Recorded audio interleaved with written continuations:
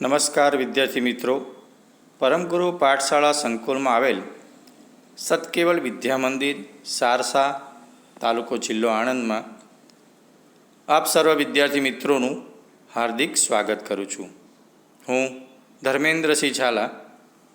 ધોરણ 10 સામાજિક વિજ્ઞાનનો આપણે અભ્યાસ કરી રહ્યા છે. તેમાં આગળ વધીએ તો પાઠ 10 ભારત અને કૃષિ. તેમાં જોઈશું કૃષિના પ્રકારો, કૃષિ પદ્ધતિઓ અને ભારતની કૃષિ પેદાશો એટલે કે ડાંગર અને ઘઉં. ભાગ 1. પાઠ 10 પ્રકરણ 10 ભારત કૃષિ. પ્રાચીન કાળથી કૃષિ ભારતના મોટાભાગના લોકોની આર્થિક પ્રવૃત્તિ રહી છે. આજે પણ ભારતની અર્થવ્યવસ્થાનો મુખ્ય આધાર કૃષિ રહ્યો છે. ખેતી ભારતનું એક મહત્ત્વનું સંસાધન છે. શ્રમ શક્તિના લગભગ 60% જેટલા લોકો ખેતી કાર્યમાં જોડાયેલા છે. આપણે જાણીએ છીએ કે પ્રાચીન કાળથી આપણા ભારતની અંદર મોટાભાગે લોકો કૃષિમાં જોડાયેલા છે, એટલે એમની આર્થિક પ્રવૃત્તિ વર્ષો પહેલાંથી ચાલી આવી છે અને હજી પણ ચાલે છે. આજે પણ આ અર્થવ્યવસ્થાનો આધાર કૃષિ જ રહ્યો છે, એટલે ખેતી રહી છે. ખેતી ભારતનું એક મહત્ત્વનું સંસાધન છે, એમાંથી આપણે ઘણી બધી વસ્તુ આપણે મેળવી શકીએ. આ પાઠમાં જ આપણે જોઈશું.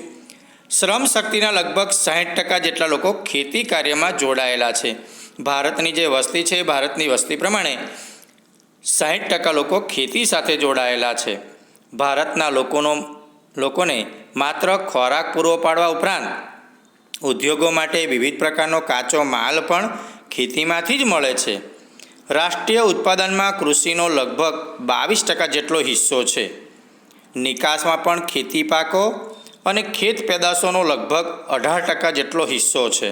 એટલે આપણા દેશમાંથી બીજા દેશમાં આપણે ઘણા પાકો ઘઉં, ચોખા, બાજરી, મકાઈ, એરંડા એટલે કે દિવેલા, ઘણી બધી પ્રોડક્ટો આપણા જે રસોડાના એટલે કે હળદરથી માંડી મરચું એ બધું આપણે બીજા દેશમાં નિકાસ કરીએ છીએ. એટલે ખેતી પાકો નિકાસ સાથે જોડાયેલી છે અને એનો લગભગ 18% જેટલો હિસ્સો છે, જેનાથી દેશને દર વર્ષે વિદેશી હુંડિયામણ પ્રાપ્ત થાય છે. એટલે આપણા બહારના દેશનું ડોલર આપણા દેશમાં આવે છે. ભારતીય અર્થવ્યવસ્થા મુખ્યત્વે ખેતી પર આધારિત છે. આમ ભારત એક કૃષિ પ્રધાન દેશ. આપણો ભારત દેશ કેવો પ્રધાન છે? કૃષિ પ્રધાન દેશ છે, કારણ કે 60% લોકો તો કૃષિ સાથે જોડાયેલા છે. ફળદ્રુપ મેદાનો, બારેમાસ પાક લઈ શકાય તેવી અનુકૂળ આબોહવા, સિંચાઈ, કુશળ અને મહેનતુ ખેડૂતો વગેરેને લીધે ભારતના મોટાભાગના વિસ્તારમાં 2 કે તેથી વધુ પાકનું વાવેતર કરી શકાય છે. આપણા દેશમાં સારી સિંચાઈ વ્યવસ્થા છે, આબોહવા સારું છે, ખેડૂતો પણ મહેનતુ છે, એટલા મોટાભાગના વિસ્તારમાં 2 કે તેથી વધુ પાકનું આપણે વાવેતર કરીએ છીએ. એટલે એક પાક લેવાઈ જાય પાછો બીજો પાક આપણે લઈએ છીએ. તેમ છતાં ભારતમાં ખેતી ક્ષેત્રે પૂરતો વિકાસ સાધી શકાયો નથી. કેમ? તો જાણીએ. ભારતનો ખેડૂત એકંદરે ગરીબ અને નિરક્ષર છે. સિંચાઈની અપૂરતી સગવડ, અનિયમિત અને અનિશ્ચિત વરસાદ, વધારે વસ્તી, કુટુંબનું મોટું કદ, નાના કદના ખેતરો, પ્રયોગશીલતા પ્રત્યેનું ઉદાસીન વલણ, રાસાયણિક ખાતર, સુધારેલા બિયારણ, આધુનિક યંત્રો અને વૈજ્ઞાનિક કૃષિ પદ્ધતિઓનો ઓછો ઉપયોગ, શિક્ષિત વર્ગનું ખેતીમાં ન જોડાવું, તેમજ સમાજમાં ખેતીનો કહેવાતો ઉતરતો દરજ્જો વગેરેને લીધે વૈશ્વિક ઉત્પાદન સામે ભારતમાં ઉત્પાદન પ્રમાણમાં ઓછું છે. ખરેખર તો ખેતી એ મહત્ત્વનો વ્યવસાય છે. તો કૃષિ પ્રકારો જોઈએ. ભારતના લોકોની સામાજિક આર્થિક સ્થિતિ, રાષ્ટ્રીય રાજનીતિ અને ભારતનું સમગ્ર અર્થતંત્ર ખેતી સાથે જોડાયેલું છે. સિંચાઈ પદ્ધતિ, ખેત પેદાશો, આર્થિક વળતર જેવી બાબતોના આધારે ખેતીના પ્રકારો પાડવામાં આવે છે. તો જુદી જુદી પદ્ધતિ પ્રમાણે ખેતીના પ્રકારો પાડેલા છે. પહેલું જોઈએ જીવન નિર્વાહ ખેતી. આઝાદી પછી આયોજન પંચની અનેક ખેત વિકાસ યોજનાઓ અમલમાં લાવવા છતાં પણ ભારતના ખેડૂતની આર્થિક સ્થિતિ આજે પણ પ્રમાણમાં નબળી છે. નાના કદના ખેતરોમાં મોંઘા બિયારણો, ખાતર અને જંતુનાશકોનો ઉપયોગ કરવો પોસાય તેમ નથી. ખેતરમાં થતું અનાજનું ઉત્પાદન પોતાના પરિવારના ઉપયોગ જેટલું જ થાય છે જે તેના કુટુંબના ભરણ પોષણમાં જ વપરાઈ જાય છે, જેને જીવન નિર્વાહ ખેતી કે આત્મનિર્વાહ ખેતી કહે છે. એટલે મિત્રો શું આપણે જીવન નિર્વાહ ખેતી કોને કહેવાય? તો આપણા દેશની અંદર આઝાદી પછી આયોજન પંચની રચના કરવામાં આવી. ખેત વિકાસ યોજનાઓ અમલમાં લાવવા એટલે કે સારું આર્થિક લોકોને ખેતીવાળાને મળી રહે, એટલે ખેડૂતની આર્થિક સ્થિતિ સુધરે. એટલે આર્થિક સ્થિતિ નબળી હોય છે, તેથી હવે નાના કદના ખેતરમાં મોંઘા બિયારણો નાખવાના, ખાતરો નાખવાનું, જંતુનાશક દવાઓનો ઉપયોગ કરવો, આ બધું પૈસા ખર્ચીને લાવવું પડે, એટલે પોસાય તેમ નહોતું. તેથી ખેડૂતોએ, ખેત લોકોએ, જેની પાસે ખેતી છે તે લોકોએ ખેતરમાં થતું અનાજનું ઉત્પાદન પોતાના પરિવારના ઉપયોગ જેટલું જ થાય છે જે તેના કુટુંબના ભરણ પોષણમાં જ વપરાઈ જાય છે તેને જીવન નિર્વાહ ખેતી કે આત્મનિર્વાહ ખેતી કહે છે. આથી ભારતીય ખેતી આજે પણ મોટાભાગના વિસ્તારમાં જીવન નિર્વાહની પ્રવૃત્તિ જ ગણાય છે. બીજો પોઈન્ટ છે સૂકી ખેતી.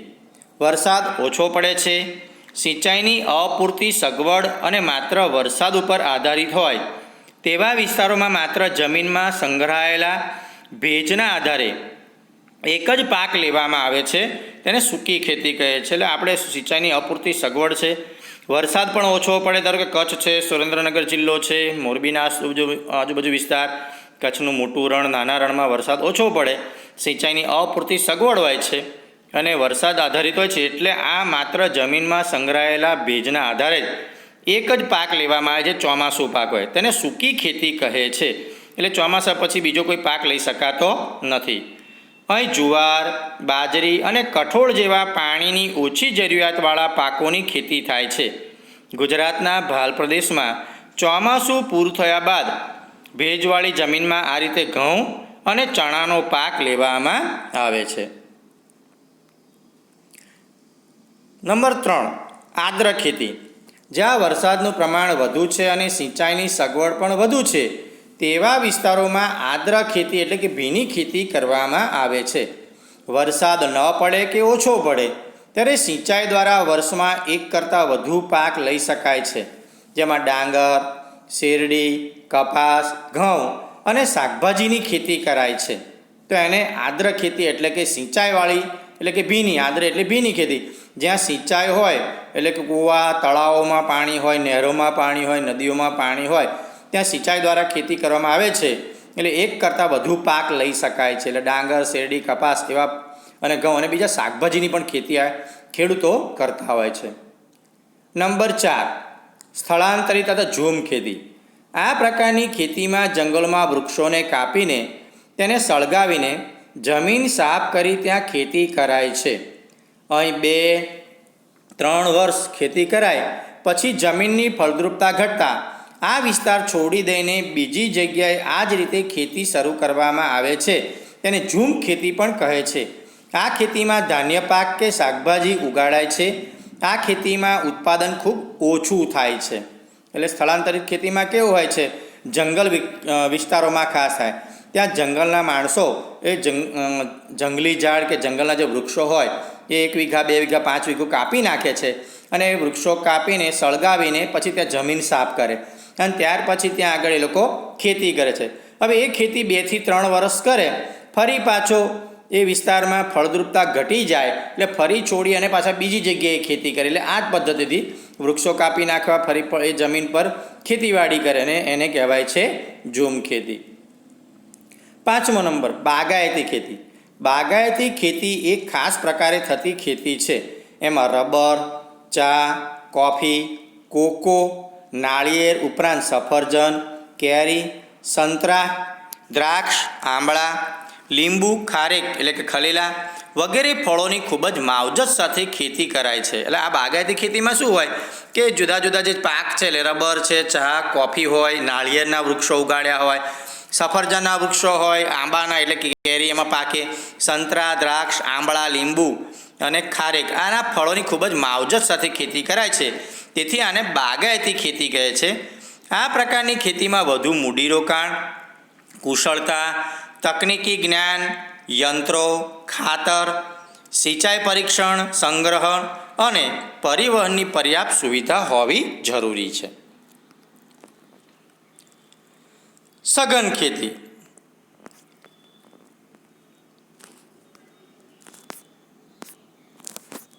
સઘન ખેતી જ્યાં સિંચાઈની સુવિધા વધી છે ત્યાં રાસાયણિક ખાતરો, કીટનાશકો અને વિવિધ પ્રક્રિયામાં યંત્રોના વ્યાપક ઉપયોગથી ખેતીમાં યાંત્રિકીકરણ આવી ગયું છે. આ પ્રકારે થતી ખેતીને સઘન ખેતી કહે છે. એટલે સઘન ખેતી એટલે શું? રાસાયણિક ખાતરનો ઉપયોગ થાય છે, સિંચાઈની સુવિધાઓ પણ વધી છે, યાંત્રિકીકરણ વધ્યું એટલે ટ્રેક્ટરથી માંડીને થ્રેસર જેવાને ઘણા બધા એવા યાંત્રિક મશીનો વધી ગયા. તો આ પ્રકારે થતી ખેતીને સઘન ખેતી કહે છે. અને આ ખેતીમાં રોકડિયા પાકોનું વાવેતર વધારે કરાય છે. અહીં હેક્ટર દીઠ ઉત્પાદનમાં ખૂબ જ વધારો થયેલ છે અને આ પ્રકારની ખેતી હેઠળનો વાવેતર વિસ્તાર સતત વધતો જાય છે. અને આ ખેતીમાં આર્થિક વળતરને મહત્ત્વ અપાતું હોવાથી તેને વ્યાપારી ખેતી પણ કહે છે. તો લોકો ખેતી સઘન ખેતી તરફ વળ્યા છે. રાસાયણિક ખાતરોનું કારણ યાંત્રિકીકરણ વધ્યું, સિંચાઈની સુવિધા વધી અને ખાસ કરીને રોકડિયા પાકોનું વાવેતર આ લોકોએ ખેડૂતોએ વધાર્યું. તેથી હેક્ટર દીઠ ઉત્પાદન ખૂબ વધારો થયો છે. એટલે ખેતીમાં આર્થિક વળતરને મહત્ત્વ અપાય છે. એટલે વ્યાપારી ખેતી કહેવાય છે. નવા મુદ્દા તરફ વિદ્યાર્થી મિત્રો આગળ વધીએ તો કૃષિ પદ્ધતિઓ જોઈએ. ભારતમાં સજીવ ખેતી, ટકાઉ અથવા પોષણક્ષમ ખેતી, મિશ્ર ખેતી વગેરે વિવિધ ખેત પદ્ધતિઓ પ્રચલિત છે. સજીવ ખેતી. જે પ્રમાણે રાસાયણિક ખાતર અને કીટનાશકનો વપરાશ થઈ રહ્યો હતો તેનાથી રસાયણોની નુકસાનકારક અસરો પણ ધીરે ધીરે વર્તાવા લાગી છે.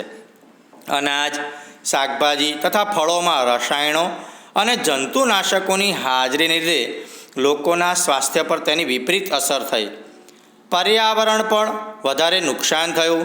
જમીનની ઉત્પાદકતા અને ફળદ્રુપતા ઘટવા લાગ્યા, જેના કારણે લાંબા સમય પછી આ જમીનમાંથી પાકનું ઉત્પાદન અને ગુણવત્તા બંને ઘટી ગયા.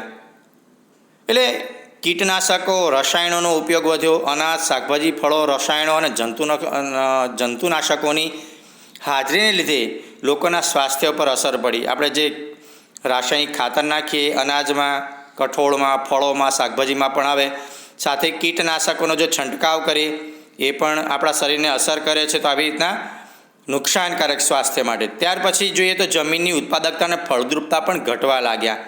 જમીનમાં પાકનું ઉત્પાદન અને ગુણવત્તા બંને ઘટી ગયા. એટલા માટે આ નુકસાનકારક છે. તેથી સજીવ ખેતી એટલે ખેતીની એવી પદ્ધતિ જેમાં યુરિયા કે બીજા કોઈપણ પ્રકારના રાસાયણિક ખાતરો અને જંતુનાશકોનો ઉપયોગ કરવામાં આવતો નથી. પાકના પોષણ માટે છાણિયું ખાતર, અળસિયાનું ખાતર, કમ્પોસ્ટ ખાતર વગેરે તથા પાક સંરક્ષણ માટે ગૌમૂત્ર, લીમડાનું દ્રાવણ, છાશ વગેરે વાપરવામાં આવે છે. સજીવ ખેતી એટલે કે જૈવિક ખેતીની પેદાશો પોષણયુક્ત હોય છે. એમાં કુદરતી સ્વાદ, મીઠાશ અને સોડમ હોય છે. તેમાં વધુ ખનિજ, વિટામિન અને જીવનશક્તિ આપતા તત્વો હોય છે. જૈવિક ખેત પેદાશોની અત્યારે ખૂબ જ માંગ છે, એટલે ખેડૂતને વળતર પણ સારું મળે છે. તો સજીવ ખેતી એટલે કોઈપણ પ્રકારના રાસાયણિક ખાતરનો ઉપયોગ ન કરવો, જંતુનાશકનો દવાઓનો પણ ઉપયોગ ન કરવો અને પાકને માટે છાણિયું ખાતર, અળસિયાનું ખાતર તૈયાર કરે છે. તો પાકના સંરક્ષણ માટે એટલે કોઈ જીવ જીવાતો ન બેસે તો એમાં ગૌમૂત્ર, લીમડાનું દ્રાવણ, છાશ વગેરે ઉપયોગ કરી સજીવ ખેતી તરફ ખેડૂતો અત્યારે પોષણયુક્ત ખેત પેદાશો ઉત્પન્ન કરે છે. એમાં કુદરતી સ્વાદ પણ સારો હોય છે, મીઠાશ અને સુગંધ પણ સારી જોવા મળે છે. પછી ખનિજ અને વિટામિન, જીવનશક્તિ આપતા તત્વો પણ એમાં જૈવિક ખેત પેદાશોની અત્યારે ખૂબ જ માંગ છે, એટલે ખેડૂતને પણ પૂરતું સારું વળતર પણ મળે છે. આગળ જોઈએ તો મિત્રો નવી ટકાઉ ખેતી. આ ખેતીમાં જમીનની ફળદ્રુપતા લાંબા સમય સુધી જળવાઈ રહે તે માટે પાકની ફેરબદલી, પોષણ માટે રાસાયણિક ખાતરનો જરૂરિયાત પૂરતો જ ઉપયોગ, કીટક અને નીંદણ નિયંત્રણ માટે જંતુનાશકને બદલે જૈવિક નિયંત્રણ, જળ સંરક્ષણ વગેરે બાબતની વિશેષ કાળજી લેવામાં આવે છે. મિશ્ર ખેતી. આ ખેતીમાં ખેતીની સાથે સાથે પશુપાલન, મરઘા બતકા ઉછેર, મધમાખી અને મત્સ્ય ઉછેર જેવી પ્રવૃત્તિ કરવામાં આવે છે. એટલે ખેતીની સાથે શું હોય, પશુપાલનનો ઉપયોગ કરે. એટલે પેલું જે ખેતીમાં જે ડાંગર વાવી લે તો ડાંગરના પૂળાનો ઉપયોગ કરી શકે, એટલે પશુઓ એમાં ખાય. પછી સાથે મરઘા બતકા ઉછેર, કોઈ થોડીક નાની જમીન વધી હોય તો એમાં મરઘા ઉછેર કરે છે. પછી બતક ઉછેર, એના ઈંડાઓ છે દવા માટે ઉપયોગ કરવામાં આવે છે.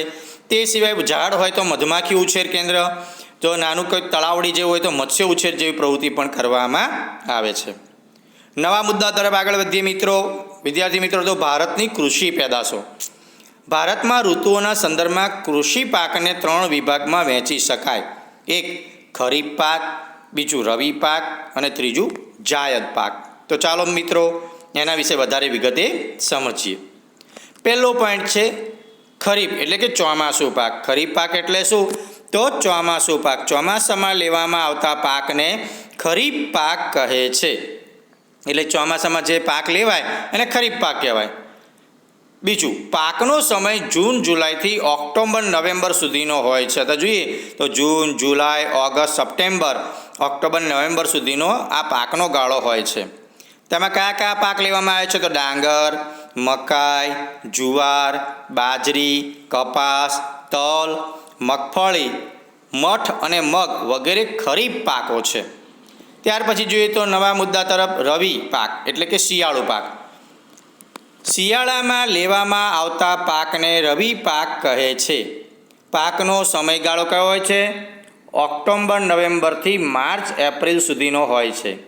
તેમાં કયા કયા પાક ઉગાડવામાં આવે છે?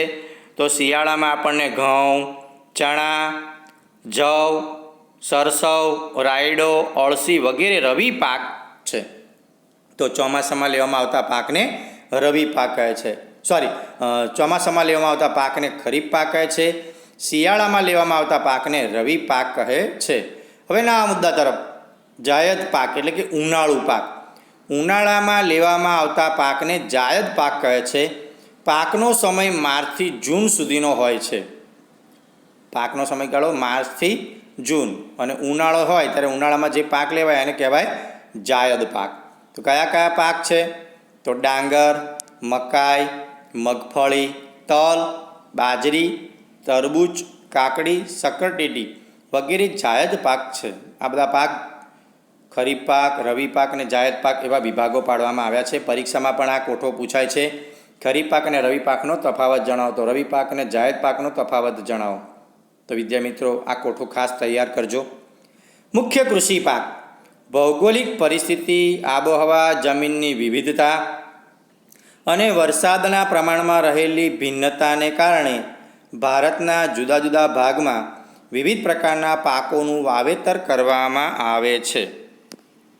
ચાલો જોઈએ કયા કયા પાક છે. તો એમાં ભારતના મુખ્ય કૃષિ પેદાશો જોઈએ તો ધાન્ય પાક. ડાંગર, ઘઉં, જુવાર, બાજરી, મકાઈ, જવ એ ધાન્ય પાક ગણાય છે. તો કઠોળ, તમે બધા કઠોળ ખાઓ છો. આપણા રસોઈમાં પણ કઠોળ આપણને ઉપયોગ કરે છે. કઠોળમાં છે તુવેર, મગ, ચણા, વટાણા, વાલ, મઠ, અડદ અને મસૂર. તુવેર તો હવે આ શિયાળામાંથી હવે દિવાળીની આજુબાજુ તુવેર ચાલુ થઈ જાય છે. અથવા તુવેર દાળ પણ આપણે દાળ ભાતમાં દાળનો ઉપયોગ કરીએ છીએ. મગનું શાક ખાઈએ છીએ. ચણાનું પણ શાક બધાએ ખાધું છે. વટાણા પણ બધાએ ખાધા છે. વાલનું શાક પણ બનાવવામાં આવે છે. મઠ, અડદ, મસૂરની પણ દાળ બનાવવામાં આવે છે. તેલીબિયા, જેમાંથી તેલ નીકળે એને તેલીબિયા કહેવાય. એ મગફળી, તલ, સોયાબીન, એરંડા, સરસવ, સૂર્યમુખી, નાળિયેર અને અળસી વગેરેમાંથી તેલ મેળવવામાં આવે છે. તેને તેલીબિયા કહે છે. મગફળીનું તેલ હોય છે. તલનું તેલ પણ બજારમાં મળે છે. સોયાબીન જે ઉત્તર ભારતમાં થાય છે, સોયાબીનનું તેલ. એરંડાનો જે આપણે દિવેલા કહીએ છીએ, એરંડામાંથી પણ દિવેલ નીકળે છે. ખાવામાં ઉપયોગ નથી થતો, પણ મૌણ તરીકે, ઘઉંમાં મૌણ તરીકે, ચોખામાં મૌણ તરીકે એનો ઉપયોગ કરવામાં આવે છે. ત્યાર પછી સરસવનું તેલ, સૂર્યમુખીનું જે મોટું જે ફૂલ થાય એમાંથી બીજ નીકળે સૂર્યમુખીનું તેલમાં. નાળિયેરનું તેલ આપણે કોપરેલ તેલ જે માથામાં લગાડીએ છીએ, કોપરેલ તેલનો પણ ઉપયોગ કેરળામાં અને તમિલનાડુમાં ખાવામાં ઉપયોગ કરે છે. અળસીનું તેલ પણ બજારમાં મળે છે. ત્યાર પછી જોઈએ તો પીણા, ચા, કોફી અને કોકો એ પીણા તરીકે ઉપયોગ કરીએ છીએ. તો જોઈએ બીજા રોકડિયા પાક. હમણાં જે આપણે સમજાવ્યું કે રોકડિયા પાકનો ઉપયોગ તો રોકડિયા પાક કયા કયા? કપાસ, શેરડી, શણ, તમાકુ અને રબર તે રોકડિયા પાક છે. ત્યાર પછી જોઈએ ઔષધીય મસાલા પાક. જીરું, વરિયાળી, ઈસબગુલ, ધાણા, મેથી, અજમો, કાળા મરી અને લસણ આ બધા ઔષધીય પાક છે. એ ઔષધમાં ઉપયોગ કરવામાં આવે છે.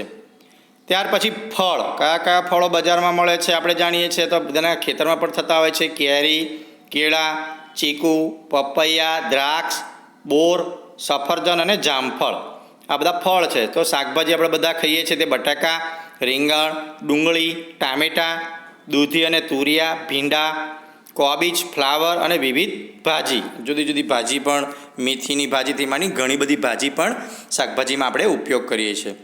તો આ બધા જુદા જુદા ભારતના કૃષિ પેદાશો છે. હવે જોઈએ ધાન્ય પાક. ભારતમાં કુલ વાવેતર વિસ્તારના લગભગ 75% વિસ્તારમાં ધાન્ય પાકની ખેતી થાય છે અને ઉત્પાદનના આશરે 50% ઉત્પાદન ધાન્ય પાકમાંથી મળે છે. મુખ્ય ધાન્ય પાક નીચે મુજબ છે. તમને આપણે જોયા ધાન્ય પાકમાં ડાંગર, ઘઉં, જુવાર, બાજરી, મકાઈ, જવ વગેરે ધાન્ય પાક છે. એ ધાન્ય પાક વિશે વધારે વિગતે સમજીએ. પહેલું છે ડાંગર. ડાંગર એ આપણો સૌથી મહત્ત્વનો ધાન્ય પાક છે. વિશ્વની મોટાભાગની વસ્તી અને ભારતની લગભગ અડધી વસ્તી ખોરાકમાં ચોખાનો વપરાશ કરે છે. આપણે જાણીએ છીએ કે વિશ્વની મોટાભાગની વસ્તી આજે ડાંગરનો ઉપયોગ કરે છે. એટલે ચોખા એ મહત્ત્વનો ધાન્ય પાક છે વિશ્વ માટે પણ. ડાંગરના ઉત્પાદનમાં વિશ્વમાં ચીન પછી ભારત બીજા ક્રમે છે. તો વિશ્વમાં ચીન પ્રથમ ક્રમે છે અને ભારત બીજા ક્રમે છે. ભારતના કુલ વાવેતર વિસ્તારના ચોથા ભાગ ઉપર ડાંગર રોપવામાં આવે છે. ડાંગર એ ઉષ્ણકટિબંધીય પાક છે. વધુ ઉત્પાદન માટે ગરમ અને ભેજવાળી આબોહવા, લઘુત્તમ 20 સેલ્સિયસ તાપમાન, નદીઓના કાંપની ફળદ્રુપ જમીન અને 100 સેમી કે તેથી વધુ વરસાદ જરૂરી છે. ઓછા વરસાદવાળા વિસ્તારમાં પંજાબ, હરિયાણા અને ઉત્તર પ્રદેશમાં સિંચાઈથી આ પાક લેવાય છે. ડાંગરની ખેતીમાં માનવ શ્રમની વધુ જરૂરિયાત રહે છે. પશ્ચિમ બંગાળ, તમિલનાડુ, આંધ્રપ્રદેશ, તેલંગાણા, બિહાર, ઓડિશા તેમના મુખ્ય ઉત્પાદક રાજ્યો છે. પશ્ચિમ બંગાળ, ઉત્તર પ્રદેશ, આંધ્રપ્રદેશ, બિહાર, ઓડિશા તથા તમિલનાડુ વગેરે રાજ્યોમાં વર્ષમાં 2 કે 3 વાર પાક લેવાય છે. ગુજરાતમાં સુરત, તાપી, પંચમહાલ, અમદાવાદ, ખેડા, આણંદ, વલસાડ વગેરે જિલ્લામાં ડાંગરનું વાવેતર થાય છે. ડાંગર એ પાણીની વધુ જરૂરિયાતવાળો પાક હોવા છતાં ડાંગરના ખેતરમાં સતત પાણી ભરી રાખવાને બદલે ફુવારા પદ્ધતિથી સિંચાઈ કરીને ઓછા પાણીથી પણ ડાંગરનો પાક લેવામાં આવે છે. તો આવી રીતના ડાંગર મહત્ત્વનો છે. પ્રશ્નના જવાબની દ્રષ્ટિએ પણ મહત્ત્વનું. તો આપણે ડાંગર રોપણી પણ જોયેલી છે. ચરોતરમાં તો ખાસ વડોદરા, સુરત એ વિસ્તારમાં પણ ગુજરાતના ઘણા જિલ્લાઓમાં ડાંગરનો પાક લેવામાં આવે છે. તો ડાંગરની આ રીતે રોપણી કરે છે. ડાંગર આ રીતે જોવા મળે છે. ડાંગરના ફોતરા કાઢીને પછી ચોખા મળે છે. આ બને. આગળ મુદ્દો જોઈએ તો મિત્રો, ડાંગર પછી મહત્ત્વનો પાક છે ઘઉં. ડાંગર પછી ઘઉં એ આપણા દેશનો બીજો મહત્ત્વનો ધાન્ય પાક છે. ભારતની 1/3 ખેતી ભૂમિ પર ઘઉંની ખેતી કરવામાં આવે છે. તે દેશના ઉત્તર પશ્ચિમ ભાગમાં વસતા લોકોનો મુખ્ય ખોરાક છે. ઘઉં એ સમશીતોષ્ણ કટિબંધીય રવિ પાક છે. ઘઉંના પાક માટે કાળી, ફળદ્રુપ, ગોરાડુ જમીન, 75 સેમી વાર્ષિક વરસાદ જરૂરી છે. સિંચાઈની મદદથી ઓછા વરસાદવાળા ભાગમાં પણ ઘઉં ઉગાડવામાં આવે છે. 100 સેમીથી વધુ વરસાદવાળા વિસ્તારમાં ઘઉંનું વાવેતર થતું નથી. ઘઉંની ખેતીમાં યાંત્રિકીકરણ થયું હોવાથી શ્રમિકોની ઓછી જરૂર પડે છે. હરિયાળી ક્રાંતિ બાદ ઘઉંનું ઉત્પાદન લગભગ બમણું થયું છે. ઘઉંની ખેતી મુખ્યત્વે પંજાબ, હરિયાણા તથા પશ્ચિમી ઉત્તર પ્રદેશમાં થાય છે. હરિયાણા અને પંજાબમાં ઘઉંની ખેતી વધારે થાય છે. ઘઉં મહત્ત્વનો પાક પણ છે. એટલે ગોરાડુ જમીન, 75 સેમી વરસાદ વરસી ચૂકેલો હોય, વરસાદ પછી આ ઘઉં પાકે છે. એટલે શારીરિક વરસાદ 75 સેમી શારીરિક વરસાદ એવો પડેલો હોવો જોઈએ. વરસાદવાળા વિસ્તારમાં ઘઉંનું વાવેતર થતું નથી. જ્યાં વરસાદ પડે ત્યાં ઘઉં ન થાય. વરસાદ ચાલુ હોવો જોઈએ નહીં. એટલે આપણા ઘઉંનું ઉત્પાદન પણ લગભગ બમણું થયું છે. ઘઉંની ખેતી જોઈએ તો મુખ્યત્વે પંજાબ અને હરિયાણા પછી ઉત્તર પ્રદેશમાં પણ જોવા મળે છે. દેશમાં કુલ ઘઉં ઉત્પાદનના 2/3 ભાગ પર આ રાજ્યોનો હોય છે, એટલે પંજાબ, હરિયાણા અને પશ્ચિમ ઉત્તર પ્રદેશમાં એનો ભાગ છે. આ રાજ્યોમાં સિંચાઈની સગવડ હોવાથી ત્યાં હેક્ટર દીઠ ઉત્પાદન વધારે થાય છે. પંજાબમાં નહેરોના પાણીને લીધે ઘઉંનો વિપુલ પાક થાય છે, એટલે તો પંજાબને ઘઉંનો કોઠાર કહેવામાં આવે છે. વિદ્યાર્થી મિત્રો, આ યાદ રાખજો, પંજાબને ઘઉંનો કોઠાર કહેવામાં આવે છે. મધ્યપ્રદેશ, રાજસ્થાન, ગુજરાત, મહારાષ્ટ્ર, પશ્ચિમ બંગાળ વગેરે રાજ્યોમાં પણ ઘઉંનું વાવેતર થાય છે. ગુજરાતમાં ભાલ વિસ્તારમાં ભાલિયા ઘઉં થાય છે. આ ઉપરાંત મહેસાણા, રાજકોટ, જૂનાગઢ, ખેડામાં ઘઉં થાય છે. રોજિંદા ખોરાકમાં વપરાતા સર્વ પ્રકારના અનાજમાં ઘઉં શ્રેષ્ઠ છે. ઘઉંના લોટમાંથી રોટલી, ભાખરી, સેવ, શીરો, લાપસી, લાડુ, સુખડી, પાઉં, પૂરી, કેક, બિસ્કિટ વગેરે અનેક વાનગીઓ બને છે. બધા પ્રકારના અનાજ કરતાં ઘઉંમાં પૌષ્ટિક તત્વો વધારે છે. આથી જ ઘઉં અનાજનો રાજા ગણાય છે. એટલે આવી રીતના જુદા જુદા લોટમાંથી રોટલી, ભાખરી, લાડુ, લાપસી, શીરો, પાઉં, પૂરી અને બિસ્કિટ હોય તો વગેરે બનાવવામાં આવે છે. ઘણી બધી વાનગીઓ પણ હવે તો ઘઉંના લોટમાંથી બને છે. એટલે ઘઉં પૌષ્ટિક તત્વ છે, એટલે જ ઘઉંને અનાજનો રાજા ગણવામાં આવે છે. તો અહીં આપણને નકશો આપે છે. નકશામાં જોઈએ તો ડાંગર અને ઘઉં ક્યાં ક્યાં થાય છે. તો ડાંગર બતાવવાની આપણને તમિલનાડુ, પશ્ચિમ બંગાળ ત્યાં ડાંગર બતાવવાની છે. અને જ્યારે આપણે નકશો પૂરતા હોઈએ ત્યારે ઘઉં છે ઉત્તર પ્રદેશ અને પંજાબ અને હરિયાણામાં ઘઉં બતાવવાના રહેશે. જ્યારે પરીક્ષામાં પૂછાય તો પણ પંજાબમાં ઘઉં બતાવવા, અને ડાંગર છે ખાસ કરીને તમિલનાડુ, કેરલા વિસ્તારમાં અથવા તો પશ્ચિમ બંગાળમાં તમે ડાંગર બતાવી શકો છો. થેન્ક યુ મિત્રો. સત કેવલ સાહેબ. આ પાઠના બીજા વિભાગમાં પછી મળીશું.